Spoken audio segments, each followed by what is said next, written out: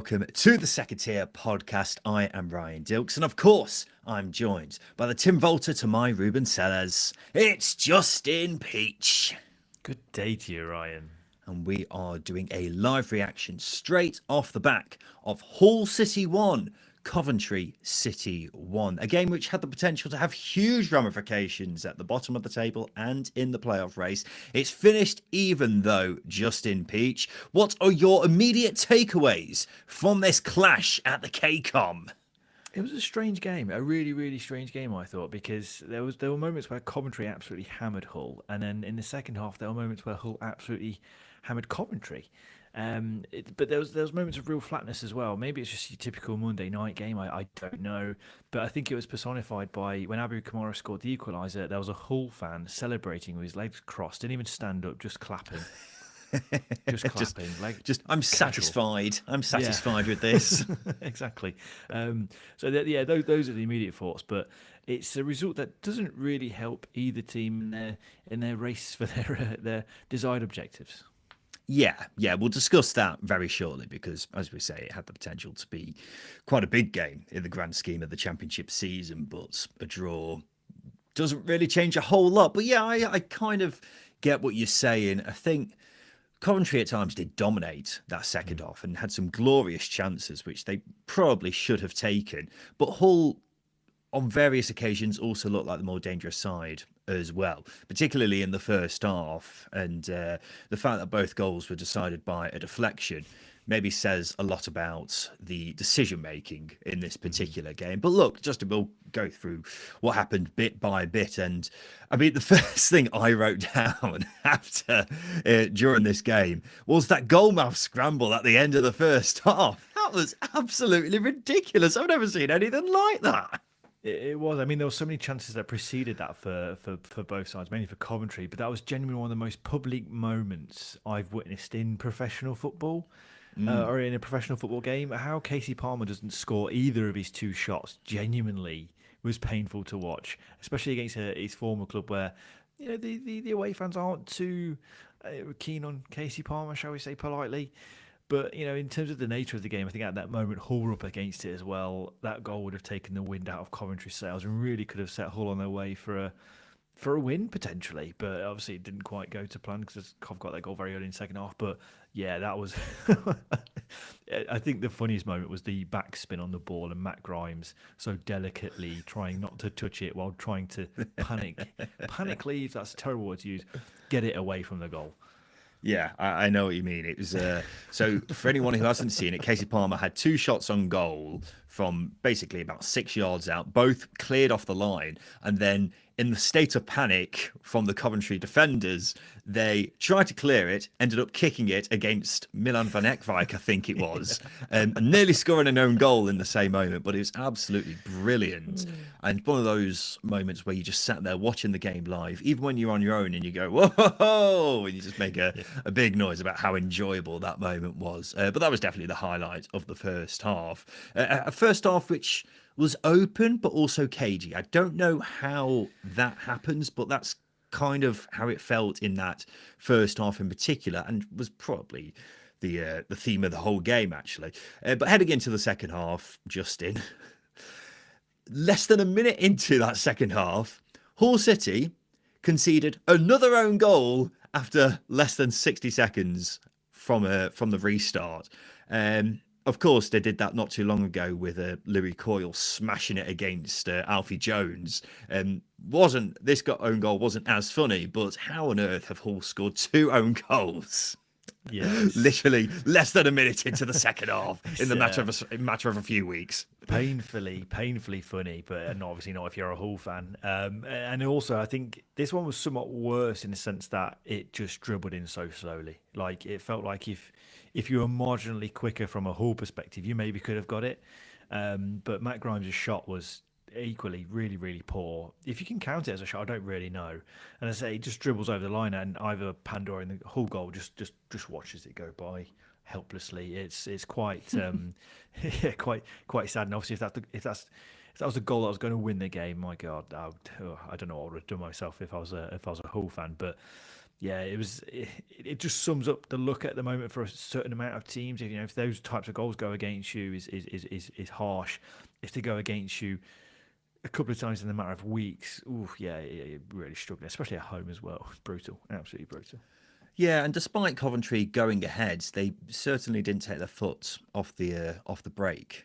Off the accelerator after scoring that goal and going ahead, because they basically had their best chances of the game straight after that. You had Ellis Sims miss a good chance. Haji Wright missed a really good chance not long after that. And it looked like Coventry were really starting to take the game by the scruff of the neck. And they did have a penalty shout, Justin, one which you are absolutely perplexed about not being given. Yeah, I'm surprised that none of it doesn't feel like the Coventry fans in the ground made much of a song and dance about it, and it doesn't feel like the Coventry players, other than Ben Sheaf and maybe one or two more, really claim for it. But Stephen Alzate goes to block the shot. He stood to raise. That's nothing to do with it, what it is, because that's ultimately what makes contact with Ben Sheaf. But Ben Sheaf gets his shot off, but there's the follow through, there's the afters, and that for me is a penalty. And ultimately, there could have been a game-defining moment from a Coventry point of view, and I think the referees just too easily dismissed it. And as I say, it's not a stone wall penalty, but it's one. If I was the man in the middle of the pitch with the whistle, I'd have given that. And I'm surprised, as I say, I'm really surprised that no one's really made more of a meal of it, because it wasn't a dangerous tackle, but it was a late one from Stephen Alzate. It should have been a penalty for me. Yeah, Frank Lampard wasn't very happy, and we repeatedly kept getting cutbacks from the Sky cameras to Frank Lampard, who was he in the gantry for this one? Yes, the commentators made a point of Frank Lampard getting up there quicker than they did. So yeah, he was definitely in the gantry for it. Yeah. So we repeatedly had cutbacks to him, and you had Joe Edwards, who was in the dugout instead on Lampard's behalf. And it looked like Coventry were going to be getting all 3 points in. What a big 3 points it would have been, but that was before Coventry had a deflection of their own, which went into the back of their own net. This was from Abu Kamara on this occasion. And yeah, for it to be decided by two deflections, Justin, yeah, probably a good reflection of the game itself, really, wasn't it? Yeah, should have just stuck the baller league on. No, no, said no one ever.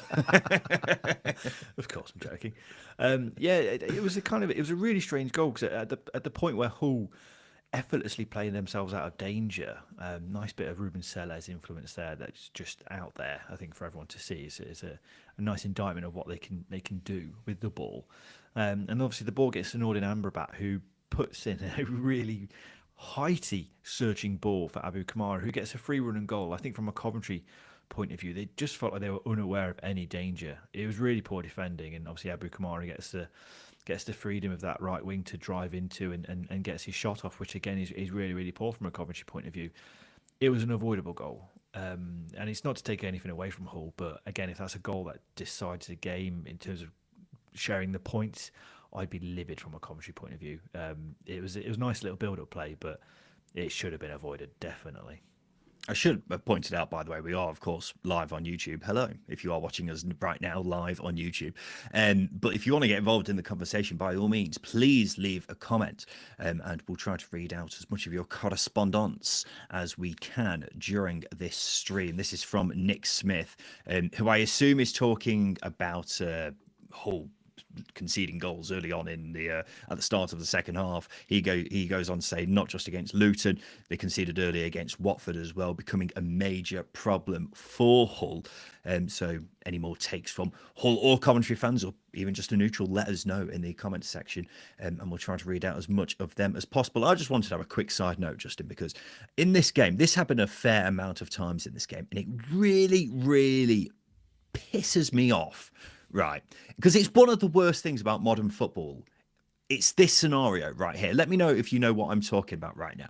It's when a defender has the ball and is going back towards his own goal. He doesn't know what to do with it. He's panicking a little bit, and then an attacker closes him down, gives him the slightest touch in the back. The defender goes down, and they get a free kick every single time. It drives me absolutely mad. But it happened so many times in this game, and I was just fuming, just sat on my sofa going, no, this isn't what I believe in. It's not a new thing. Chris Gunter was the best at it, and he was doing it 10 years ago, 10, 12 No, years it ago. feels worse though nowadays. It feels 100 times worse compared to before, because any slight touch, a defender just has to go down. It's a free kick every single time. Oh, it drives me insane. Game's gone, Ryan. Game's gone. Game's gone. It's these woke referees doing it. It's let it go. It's ridiculous. I'm offended whenever it happens. No, it is annoying, but I think it's good game management from a defender. If I was playing, I typically used to do the same thing. That being said, didn't get given for me because I was playing on a Taverners League on a Sunday, so it doesn't always work out for me. But as I say, I think it's smart play. There are times where you do it, and I think as a referee, you maybe have to be a bit more switched on in those moments to know when it's a good foul from the defender, or it's attracting a good foul from the defender, or it's just blatant gamesmanship. I think it's definitely blatant gamesmanship, but the fact that the referees just fall for it every single time, it annoys me so much. As I say, I don't think this used to be a thing as bad as it is nowadays, but it really seems to have been turned up by 1,000,000% in the past year or so. On the subject of that, Swansea City fan LJ says Harry Darling loves doing that for us. And I'm sure he's not the only defender who loves doing it. I think Luke Ayling used to do it a fair bit as well, didn't he? But anyway, Justin, that's our sidetrack done for this live stream. Let's get back on the game at hand, because, yeah, it had the potential to have huge ramifications at two different ends of the table. In the end, hasn't had a huge impact. It does leave Coventry 3 points clear in the playoff places of West Brom in 7th. Hull are now 3 points clear themselves of Cardiff down at the bottom of the table. But let's talk about what it means, firstly, in the playoff race. I mean, Coventry will be annoyed because this was a great opportunity for them to go 5 points clear in the top 6, which would have been a huge gap at this stage of the season with 4 games remaining, wouldn't it? Yeah, definitely. And obviously it keeps it open. I think Coventry, from my point of view, they did fail to manage the game in the second half and take the sting out of it when it was necessary, and that probably personifies their push for the top 6 at the moment. You know, they dropped points here, and it's kept it wide open ahead of what I feel is 3 really sticky fixtures against teams all fighting for something. West Brom. I was going to say Wrexham already. They jumped up the leagues already. West Brom. Plymouth and Luton. You don't want to be playing teams who are fighting for their lives for whatever they're fighting for. Obviously, West Brom just 3 points off Coventry. Then you got Plymouth, who have got a chance of getting out of that bottom 3, and then Luton as well, who are fighting relegation. Got Middlesbrough on final day as well. So 2 teams directly in competition for the playoffs. Exactly. So you want that cushion, don't you? You want that cushion going into the final few games. It just takes the pressure off the next game, and then hopefully that takes the pressure off the next game, etc., etc. It's a domino effect. So dropping points here is disappointing. But I mean, even if Hull get back into the game in this one, Coventry had enough chances to win this. They failed to put them away, and I know a lot of Coventry fans will say, "Oh, you criticise Frank Lampard too much." Nothing to be critical of Frank Lampard here, other than maybe could have made substitutions a little bit earlier on. But ultimately, the players have to take responsibility for this game. And yes, a 1-1 draw is not a terrible result, but in the face of some sticky fixtures coming up, it could have a huge impact on what happens next. And the fact they were leading up until the 80th minute, they missed some good chances after going ahead as well. And it was a nothing goal to concede as well. It was so flat in the way that Hull just found themselves up the pitch from a big, lofty crossfield pass from Amrabat. So that's probably the most disappointing thing. Yeah. So they'll be looking at this as a missed opportunity, particularly because, I mean, for Coventry, it's now just 2 wins in 6, which compared to their form prior to that is quite the drop-off.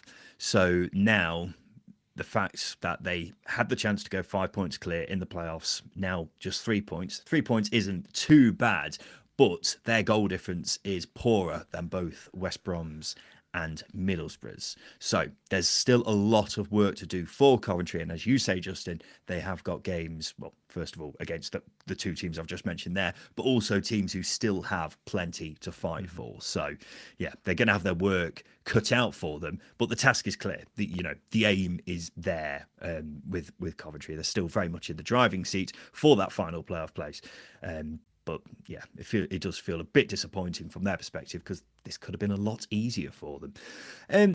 It probably has more significance in the relegation battle, really, this result, doesn't it, Justin? Because it does leave Hull 3 points clear of the bottom three now. The reason I say it's probably more significant is because their goal difference is significantly better than all three sides down in the bottom three now. So even if Hull were to lose on Good Friday and Cardiff were to win, Hull would still be outside of the bottom three, is what I'm saying.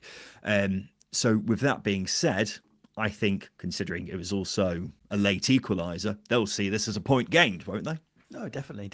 Especially against a team pushing for the top six in such good form under Frank Lampard. And I think as well, the way the game was managed, I think there was occasions in the first half where they looked uncomfortable in and out of possession, but they recovered quite quickly. They rode the storm as well that they needed to, again, against a good team who are going to have chances against you. But nothing was clear-cut. Nothing was really, really clear-cut other than one or two openings.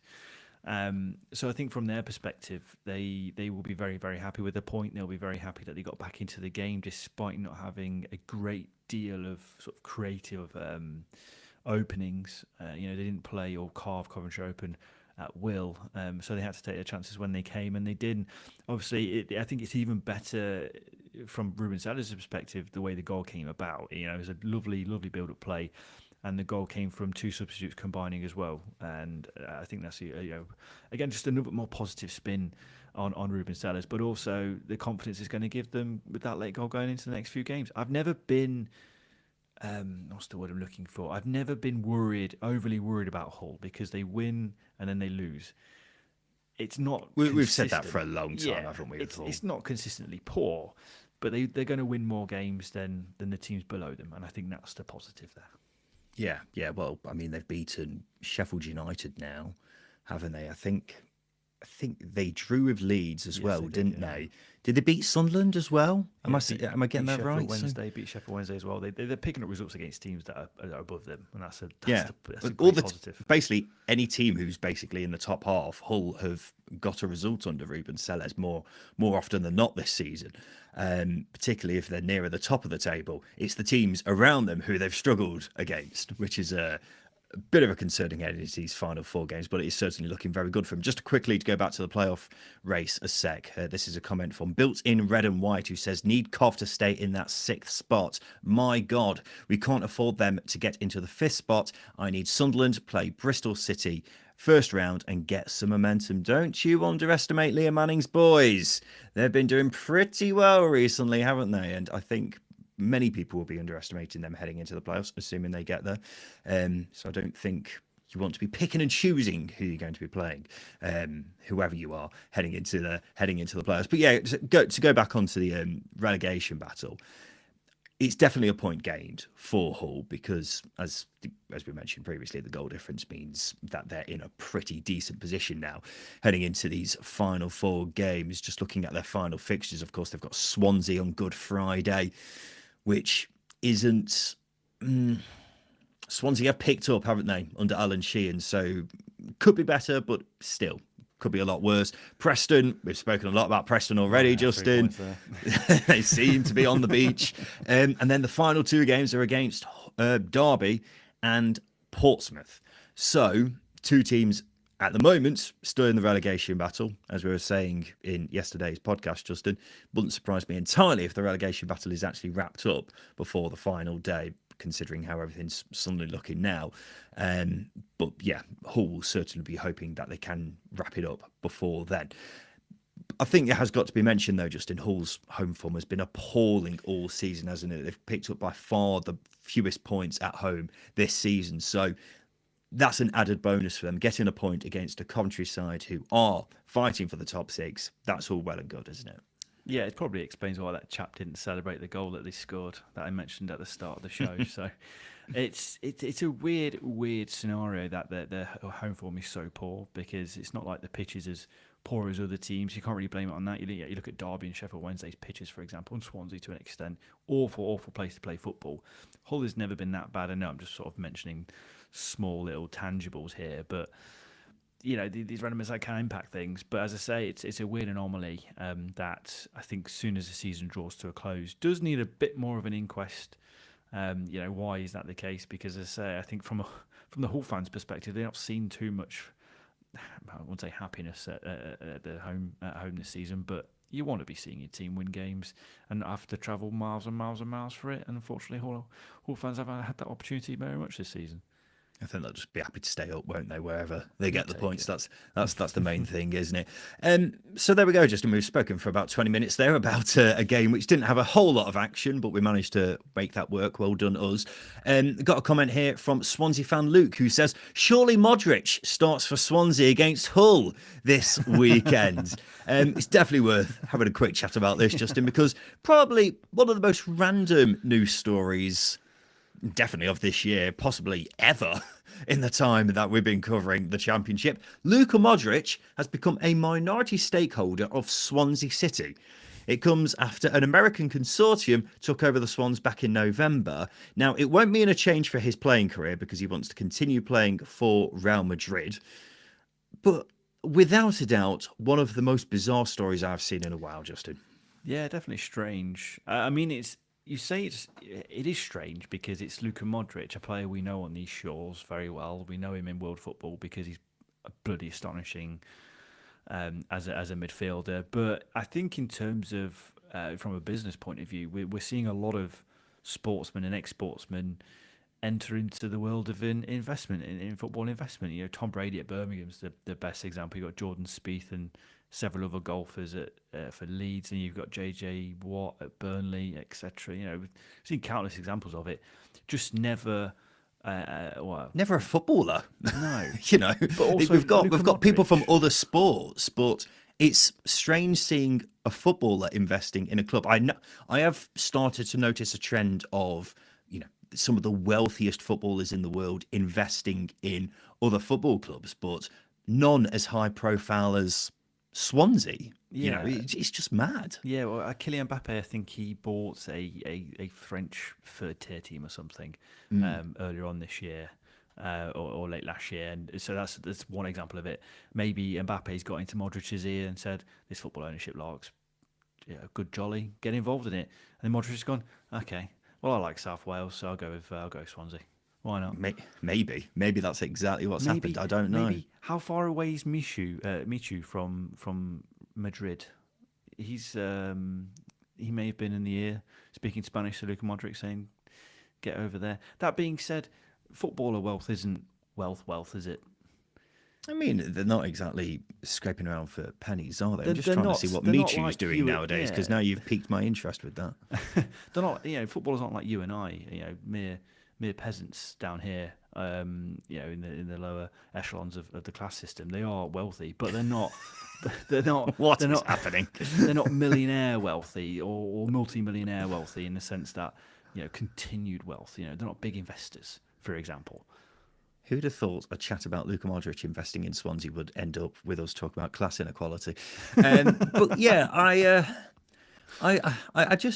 do find the thing very bizarre. Like, what conversation has been had here to make him invest in Swansea? That's the main thing I'm wondering here. Like, how has this come about? But I assume Modric must have played against Swansea in the Premier League on many occasions when he was at Spurs, unless there was no crossover there. No, there must have been a crossover there. He was there when early 2010s, wasn't he?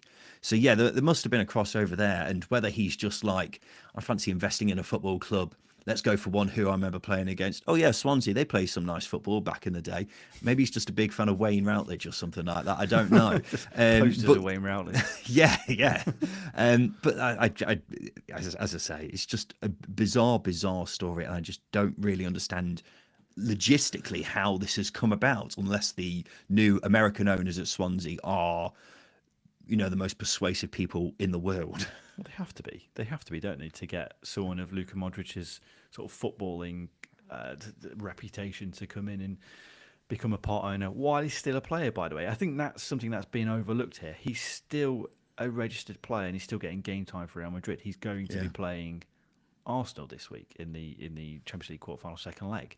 For goodness sake, are we going to come across some weird loophole where Real Madrid go out and then all of a sudden Luka Modric becomes registered as a player because he's a minority stakeholder in a football club? Yeah, that'd be great, wouldn't it? Maybe.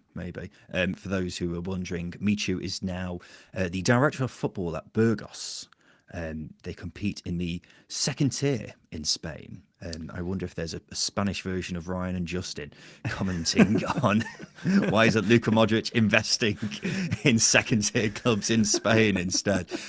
But yeah, I think the final thing I'll say on this is everyone was making a big deal of Tom Brady investing in Birmingham last year, weren't they? I don't know how much of an investment Modric has got in Swansea, but I wonder if it might be another thing like that where he's got a pretty tiny investment actually, but it still counts as a minority shareholder and it's just a big PR stunt. Do you know what I mean, Justin? Maybe I'm being very cynical there.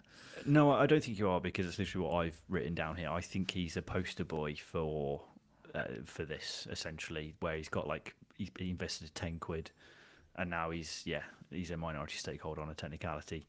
That being said, no disrespect to Luka Modric, but there probably are more charismatic footballers you could have gone for if I was to be a little bit harsh on Luka Modric. Yeah, he's one of the best footballers from the past decade, isn't he? Very gifted footballer. Love watching him play football. I generally have. But he's not exactly a personality, is he? Well, I'm sorry that he's not charismatic enough for you, Mr. Charisma over here. But yeah, I'm looking forward to seeing Luka Modric turn up at the Swansea.com stadium in the near future and maybe lacing up his boots as well. Won't be able to displace Jay Fulton though, Justin. That's what I will say. But there we go, ladies and gents. This has been a live stream reacting to Hull versus Coventry, a game which had the potential to have big ramifications at the top and bottom of the championship table. Has had some impact, maybe not as much as we were hoping, but still a very entertaining game nonetheless. And also a little side note about Luka Modric getting involved at Swansea there. We'll, of course, be back here on the second tier on Thursday with the preview show brought to you by SBK. Make sure you get that in your diaries. It's not on Friday, it's on Thursday, because we'll be reacting or predicting the Good Friday round of games. So we look forward to seeing you then for that. But this has been the Second Tier Podcast. I've been Ryan Dilks. I've been Justin Peach. And a big thank you for watching.